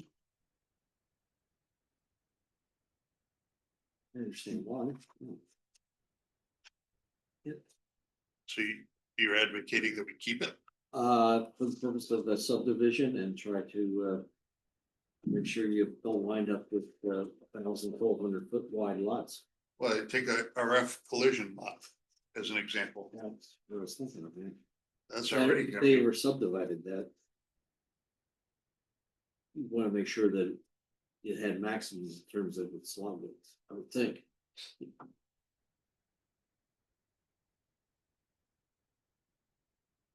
The width, The width of the lot, yeah, I don't, along the front. yeah, I don't care about the minimum. Oh, the minimum, yeah, you gotta have Your minimum, you something gotta for a have. minimum. I just don't know why we need the next. But I'll defer to the group. How often does that come into play? Not often, but it could. You have the ability Like to. if that one, If if they they're, ever subdivided that. if they that lot, subdivide it, then they're, instead of, nobody's gonna come in when, they're not gonna come in and have one big lot right there or something. Yeah, it requires that, basically, again, it goes back to the blocking. It breaks it up. It goes Mhm. back to break it up, so you don't have one huge Strip malls. strip That's- mall that goes and goes and goes and goes. But you might have. No, it is. But I'll defer to group. Leave it? Yeah. Okay. Page 71. 71, we had no changes proposed. We didn't get through the building materials, that's something that as staff would come back to the group. Again, we wanted to get the group's input because honestly, it's just such a large area. It's a So you touchy got- subject. You got the transparency issue and you're gonna, Transparency, you really don't have, not on this one, not in this sub area. not on this other. It's more in the other. Yeah, the mixed use, yes, Mhm. full heartedly, you have an issue with transparency. The only one that we had an issue with transparency on, development proposal, was. Evans. Evans Automotive. Mhm. Yeah, And yeah, that yeah. was purely Garage because they doors. didn't wanna put windows in the garage doors. If they put windows in the garage doors, they would have met. So. It's not a huge ask for a commercial. So. The car dealers love windows. I just need to I- ask the question about building height. I've asked this before. What's dictating the maximum? Top of the building. No, I understand. Why? Why? Why 45 foot? I think that was just reference Yeah, I think it was honestly just that. to keep a feel of not Being going too too big? high and being too big and being, Yeah, I mean, your mixed Minus- use area, yeah, you have creates 60 tunnel. feet, so this creates a stepping, right? Your frontage is 45, your back is 60. So it creates a better aesthetic. I think that's the main If reason. we're setting the buildings back a little more, maybe we could go north. I think the thought was if it was up near the street, you didn't want to create a tunnel effect. Yeah. Block out the sun, so to speak. I mean, 45, you're getting about 4 stories, 3, 4. Four plus that. So I mean, What's the fire department max? They care. They don't care. We asked that question. it's, I prefer less than 80 feet, but that's just. My point of view on it. I don't really have a strong push to go to 8 feet. Like fire department wise, though, that's Right. 80 feet is kind of your max. You know. Yeah, it's a 100-foot ladder, but it's really. I made a note here going through this before that, since this is in the, off 332 area. We don't allow metal siding, but DeMarco was talking about metal siding. Yeah. You know, in a building that's gonna be over and the Summers Drive. Once you're off 332 and away from, could metal siding be allowed? I don't know. We couldn't, Go to a variance. we couldn't define it like that. I mean, maybe they have to rezone a parcel like that or go for a variance route. We'll allow it. Or just allow it outright. And John, can't they make some of that bank or metal siding We're on the pretty nice? we're on the 332 corridor right now, though. Yep, which includes that flex space that DeMarco's. Yeah, That's it's right. off. Yeah, I mean, it's away from, yeah, you're right. But it fronts 332, so that's. but that area was gonna be left in. Yep. We just said, Yes. so it's, while it's off 332 itself, it's still within the pink. Now, you could do something that says like allowable building materials maximum of say 25% or 75%. You know, you could throw a percentage in there. For Right, metal. for metal. So like what I'm thinking is if you wanted to do a stone facade for the first 5 feet, 10 feet, and then continue it with metal, that gives you a good aesthetic view. It does. As opposed to think of it like a metal pole bar type of look. I remember that was Isn't one there of an those questions alternative? when you was here. It's make metal siding more attractive than a pole barn. No, metal. No. Ugly. Can't do it. Can't do it. So Not that I've seen, Tom. It's It looks like metal. looks like metal, No matter what. no matter what. It's like metal. But, I mean, Right. Mike's right, you can decorate it with, you know, putting a wainscot on it, you know, up to 4 foot or 3 foot or something, and then you could do the front facade and stone or something, and Plant Do the some rest of trees it, around it, Yeah, camouflage. Well, the only reason I bring it up is because that's one of the things he He mentioned on the insurance. yeah, you're right. Doesn't Yes. matter to me, I'm not Our biggest thing is advocating. we want to change from allowable building materials to excluded building materials. I mean, you To could make it- say metal allowed everywhere except the facade. Meet inside the building? No, meaning What's that facing the road? Oh, facing the, facing the main road would have to be something other than metal, and then you could do the metal in the back. the other three sides. I just bring it up because he mentioned it. Or leave it up to zoning. But then zoning's got nothing to really work from, do they?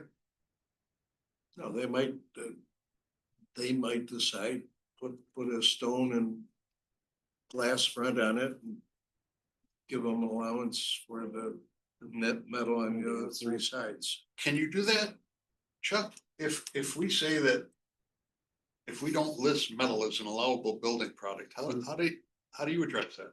Somebody says they want, put metal up. They have to go get a variance? If it's a variation from the zoning, from the specific zoning, yes, they have to get a variance. Gotta get a variance. Unless it's somehow discretionary for the planning board, then we could grant it. But if it's specific to the zoning, they'd have to get a variance. So what if we did put something like metal allowed everywhere except the facade?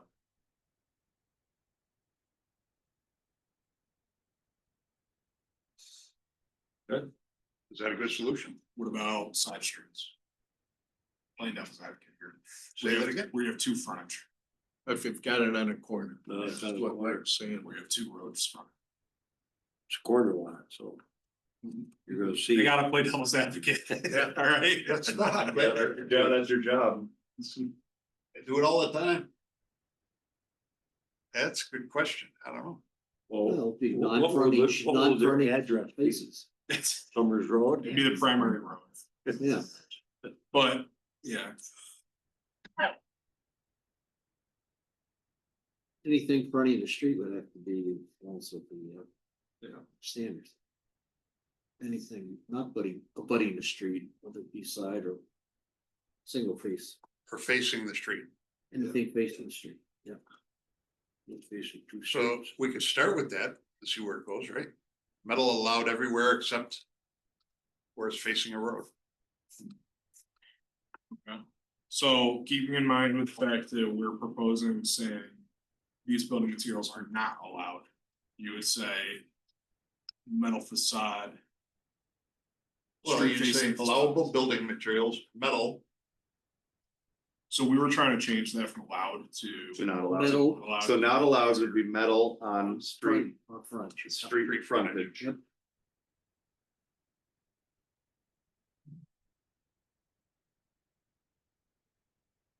Well, that would give these guys half the relief they're looking for. what about vinyl and plastic? That was gonna be my next question, so currently it's not I allowed, beat you to it. currently it's not allowed, Vinyl's not allowed. we don't allow vinyl in the sub area. What you can call the basement. That was one of the variances that Uptown got. Right. Why are we not, somebody comes in and wants to put vinyl shakes on, that look that are beautiful. We don't allow it.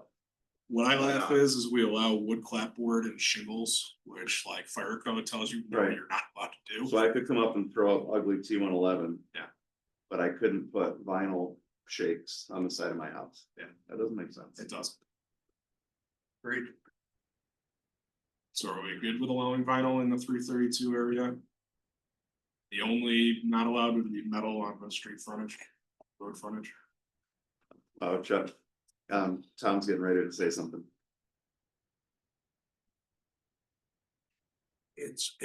Again, it goes to, what's it look like? There's some crappy vinyl out there and there's some great vinyl out there. There's some crappy wood and some great wood. Yeah, and they got some, Crappy stone and great stone. hardy plank Put that it in looks there. better than wood. Yeah. I mean, it's, Yeah. How do you differentiate? And what I will say, sorry to interject, is the metal. I will put a percentage on there, like you're allowed 25%, purely because the car dealerships It's one that we've been allowing. Yeah. It shouldn't be, but their actual parapets, they've got a metal cladding. Looks great, I mean, but that's just the way. it is. So, Well, maybe handle it that way, say metal is allowed up to some percentage, 25%, 40%, whatever. Let that Yeah, but be if for if you it. had. It doesn't work with the DeMarco building because he's facing two streets, but if he wasn't, he only faced one street. Yeah, Theoretically, you could do 75% of it metal. This is the hard part. now you see why I didn't run one. I know. sorry I brought it up. And are we doing it for one, maybe tenant Well, that's, builder? Or you could go get a variance, right, check. Or the zoning board said it made sense. This is really aesthetics. What if we went through and just said, but this is, I mean, the project that we're talking about is still in that pink area. And I don't think we can change it for that one lot. Because if you do, you're changing it for the whole pink area. Yeah. So I think we need to drop it. And if they wanna do this, they go and ask for a variance. What is, Leave it alone. but Tom just made a good point. You know, there are some good vinyl sidings and there's some bad vinyl sidings. How do you differentiate? Let the ZBA Yeah. differentiate. ultimately, Let them look at the, Say that again? they go to they'd go to the ZBA. Put down if Mike likes it, it's okay. No. Cause ultimately, yeah, you could make it look good, and the ZBA looks at it, and that's a thing they would look towards, doesn't change the character of the neighborhood. Based off of this, if you said, you know, I'm gonna do a 4 foot tall stone veneer all the way around, and then I'm gonna continue up with metal, and it's only gonna be 10 feet, 20 feet tall. If I was on the ZBA, I'd say, yeah, no, that meets what we're trying to look aesthetic wise. Good example is it's like planning board saying the white on the lake shore. They're not outright saying you can't do white, it's just, hey, this doesn't look good, it's not in character with how we want the lake to look. It'd be the same mentality. I think it would take some education. You can't win that one. Yeah, we've won a few. I think it would take some education on the ZBA's side, but I think it could be done. But you say it can be done with education on ZBA side, but the ZBA changes all the time. And the town board changes all the time, so. yeah, but they're required to have a certain number of hours of education every year. Yeah. Which I'm not sure we enforce. I think they already have it, but So like, for example, I'm going through and doing an environmental presentation for all of the on our environmental resource protections that we have within our code. We could easily do one on form-based code saying for the planning board, the ECB, the zoning board, to say, this is the look directed from the town board in accordance with everything. You know, just keep these in mind. Is the education that we're offering. well, it's going to be required anyway, I think, Mike, because we're making. I mean, and that, you know, going through Yeah. form-based code again because of all. Oh, yeah. Yeah. There's gonna be a long meeting on education. How about if your standards hold for any frontages, but as far as non-frontages, metal, vinyl, you know, on the back sides of buildings? I don't think it matters. I was just gonna say the same thing. Yeah, Let's say vinyl, same rather than exclusion. saying that we're metal gonna can do be metal. this, vinyl can be that, different, and plastic, just make, you know, anything other This than is- the standard. This is in the yellow area. No, this is in the This pink area. is in the, Okay. And that's- 330. So you're saying that instead of saying allowable material, building materials, you'd say allowable building materials viewable from the right of way or with frontage on, With frontage. with frontage. So do vinyl the same as metal. any, And we'll keep the same list, the brick, tile masonry, Yes. cementous siding, glass curtain wall, faux and native stone, and then wood clapboards. And vinyl and metal, so long as it's not facing the road, right? So that's where I would change the allowable building materials, I would just say allowable building materials on road frontage. So that then the backside, by not stating what it can Okay. be, that's free. That's fine. This is for the pink area now. Yes, We're just in pink now, but we can apply the same or something different in the yellow if you, okay, so if you're that's, so inclined. that's page 71. We're done with that? Yep. Everybody comfortable? Okay, And percentages, that's not an issue. Okay. We're good I there. wouldn't change it. Think there. I agree. And page, No, I said I wouldn't. would not change it, and I said I agree. I thought you just 72, said you were going to. The mix? What? Mixed use? The pink area is You say 332 Correct. itself. Yeah. Yeah. What'd you think? You're I said? changing it or not changing it? Not changing. Not changing, oh, okay. No. Too many words. There've been a lot of words. we are. We are A changing. lot of words flying around today. We are changing. The frontage for the metal and the fine, In the pink area. and the pink here. Now we're going to the yellow. No, we're still on page We're on 72. page two. Oh, 72, the only change that we have is the signs permitted is gonna be that table. If you remember, we're gonna pull that same table from that. Yep. Well, We okay then with 72? Yep. Okay. 74, now we're in the yellow, Now we're to the yellow. which is gonna change the map, Yep, which to what we said earlier, right? yep. On Somerset Drive. Summers Road. Road there, okay, good. Okay. I don't think there's any comments on page 74 or 75, correct? Prohibited uses.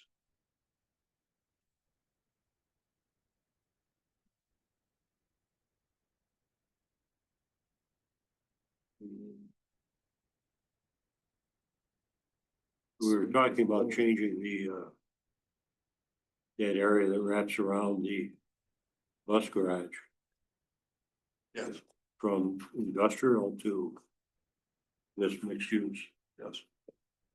which would be good because I think we've been telling people who want to develop solar farms, go to the industrial area.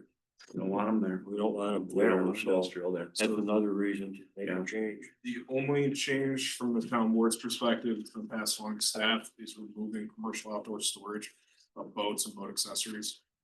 That was mentioned a while ago. I see Jared shaking his head yes. Guess what? And that was to deal with one developer. Removing the outdoor storage because there is a proposal for, Be that weird curved lot next to it. yeah, and so Emerson and so kind of like that little corner. So you've got Emerson Road right here. There's a lot right there. Yeah, Where, I don't know if it's that big one, but there, on this corner, there's a proposal for, City Mini would like to expand there. And, the lot where he owns, That he owns. the cops are already sitting. yeah, the lot that he owns, he wants to expand there. He wants to put in some boat store, he wants to put in outdoor storage, he wants to also have offer boat and RV storage. The old driver, right? Yeah, boat and RV storage would be hidden from the road, so you wouldn't see it, it would be buffered, it would be screened. The other Buffer the way benefit, we buffer solar farms, huh? buffer the way we buffer solar farms. No, Which is this would actually be buffered with fencing or buildings or whatever else, so they'd be in the back portion of that, of the parcel. The other benefit to allowing and encouraging him there is they butt up to the gun club. And self-storage is a great neighbor for a gun club. Because you're not gonna have the complaints, and I know that's a complaint the gun club frequently has, that they're gonna be driven out of there. I would believe hidden when I see it. I don't think, how do you hide? I mean, cold storage is an ugly, Yeah. you know, you look at the places where we allow it, County Road 30 and County Road 10. I mean, it's just, But they don't have a caveat to have it. I know that it's 20-foot high fence. hideous looking, but I'm sure they don't have the expectation that it's burned or buffered or something. But you're right, it's like a bunch of shrink wrapped toys. Well, perhaps, or just boat sitting on a trailer and just lined up like, and that's the entry. As Tom would say, you know, we have all these car dealerships there. That is an uglier use than their harbor. Me, So you would rather have it not, but have them have to ask for a variance allowing them to then If they get a variance, they get a variance. But if they have to ask for a variance, then they've gotta really show that, okay, we're taking these efforts to berm it, to tree it, to do whatever, fence it. Yeah, that What- would be a use variance. Yeah. though. Also, They're not don't getting get any the- use variance for them. Just because the 5 questions get thrown out, it turns to what, 20? Did you see a use variance in your time? I've never seen one. That's, yeah, cause they're so hard to get. I mean, most You people gotta go for, exhaust all other possible uses. including rezoning, and yeah, there's a lot. So, He was, remember he had the mini storage? There was a sketch plan for that, right? Yeah. County Route 8. And he was gonna put it in the back of the lot, and the front was gonna be like an office I building. mean, or Emerson something and 332. At the County Route 8 and 330. No, this is Emerson. Well, I think he goes all the way up, it's the old driving room. You go- Yes, he does yes. not front counter, Didn't go that, well, doesn't okay, go that far. I think he had But out the there, pitch was, you wouldn't see it. you wouldn't yeah. see it, it was There's all access. back over the hill. Yeah. Again, that was years ago. Oh, outside the area. Wasn't it north That of was in the back, County Road 8 and It's in the back half of that lot. that lot, yeah. That big lot that between Emerson and, Almost where that, it's almost like a faint white line that runs north to south through that yellow lot between Emerson and Campus Drive. with the driving That range. back half It was up by on the the driving hill. range is what he was talking about making Anyway. storage. And the front half, he was talking about developing it with apartments or something of like. Vaguely remember, he was talking, yeah, a medical office. something, right? well, I believe commercial outdoor storage is a prohibited use, and if somebody wants to go after it, I'm trying to get a use. Variance, We which got enough other places for it. putting a bullet in it, I know, but that just me, you guys, So whatever you guys decide, fine. you're advocating leaving it as is. So yeah, I just leave this list as is. I tend to agree. Agree. Leave it as is and let them.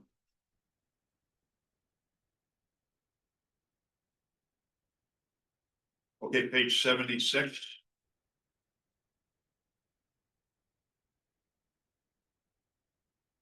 Any issues there, Murph? with, maximum? Yeah, we were gonna be removing basically the lot dimensions. We were gonna go with what Uptown got for their lot dimensions, literally copy and paste what the town board allowed.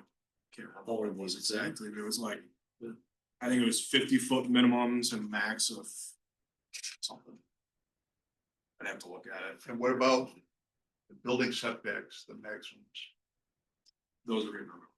Okay, Again, we're basically copying exactly what Uptown got. okay. Their incentive zone. So when we go through this section, just think of Uptown living. And allowing that Mhm. area wide. But you're gonna give them that without the amenities. Correct. So we good on page 76 and 77? See what we think. Okay. 78, Yeah, we'll get it, so, Now you get to the fun part. yeah.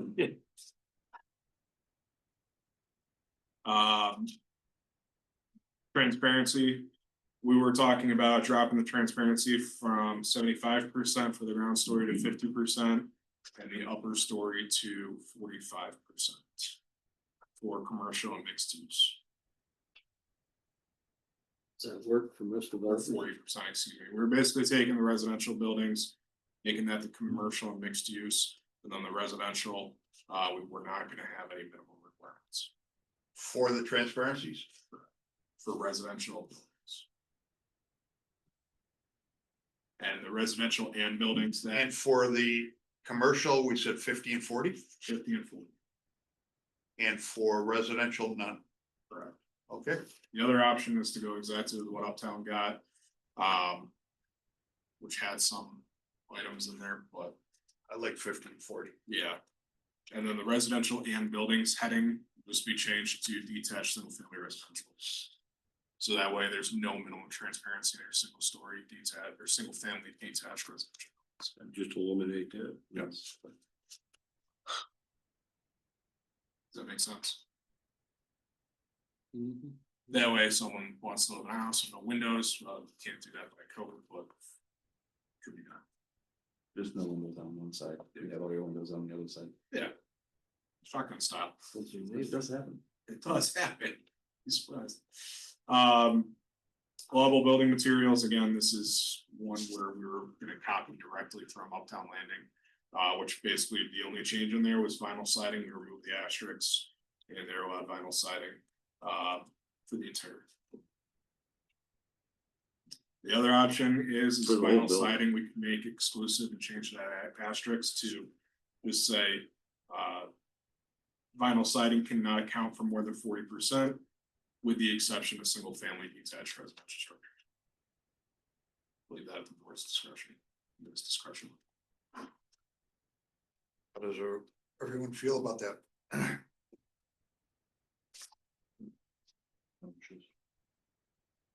Doing what? Eliminating the bullet? Allowing vinyl siding? Oh, you can change it, what Mike just said, that 40%. With the exception of single family homes. Being the whole, Fully exempt. exempt. Okay. Yeah.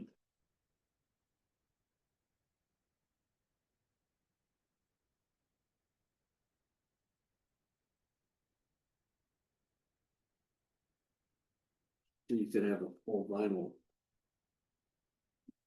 Single family. apartment building. Up to 40%. Okay, Okay, you are gonna make it. Those. Yeah, so the way that I have it currently written is vinyl siding cannot Just for account for single more than. family, okay. Yep. Just single families can have Yeah, that so exemption. vinyl siding cannot account for more than 40% of the primary building facade. With the exception of single family detached structures. So leave yes. okay, Mhm. Permitted signs, again, that changes to the old table we've already discussed, with the allowances for tenant spaces. That's form-based. go. Not bad. See how well the red line works? We did it. Can we go back to page 3 real quick? Just kidding. No. I had a question. The next challenge is figuring out how to put this all into proper format to. I think Kim said that she has great experience. So I know the planning board asked for a red line version. Kind of going over process with this, because this has to go to a lot of different boards for review. I know normally it would get scheduled for a public hearing and be sent out to all the boards for their review, then it would go back to town board and it'd be done with this committee. If it's okay with you, John, what I would propose is, let's refer this out, this red line document, and it's already with the finish, Yes, to all of the referral boards yes, minus county planning. We'll still send it to county planning, it's not the board. Get those comments back, meet here one last time, okay, and then start the adoption process. can we do it? Get all that feedback before our next scheduled board meeting? Or In committee November. meeting? Yeah, I think And, But November meeting, November, not October, but November board meeting. no, November. This is the He- October meeting. Ordinance committee. He meant This is the November October meeting? ordinance. We had to move it back. Yeah, this is the October ordinance committee. We did If you two remember. this month. we did 2 in September. Yeah. But no. Are we not no, gonna no. meet? So then This we're not gonna meet committee, in October at all? no, because remember you guys changed it, so I could go on The vacation. 10-6, we're not gonna. Next meeting is 11-3. So that'll give us time to get those comments back. Yeah. Let this committee review them internally, see what changes need to happen, and then a true final, we're done, Nadler's reviewed it, MRB, ECB, everyone's reviewed it. We'll go out to those boards again. And it'll start the adoption process and go to public hearing in December and January. So we are gonna give it to Chris to review. And Yeah. Adler to review. Correct. Okay, Yes. He'll. May need longer now. He may, this is just such a large document, I think we can give him only 2 weeks to get back to the town board. Yeah. I'd rather give him the 4 weeks to then come back to ordinance to polish it, than say it's done. okay, so our next meeting then is going to be November 3rd. And Oh, yeah. my question is, what's our agenda for them? I would say just form-based. That sounds like. Rehash. We could easily kill another hour. Okay. I think you will get a lot of comments from a lot of those boards.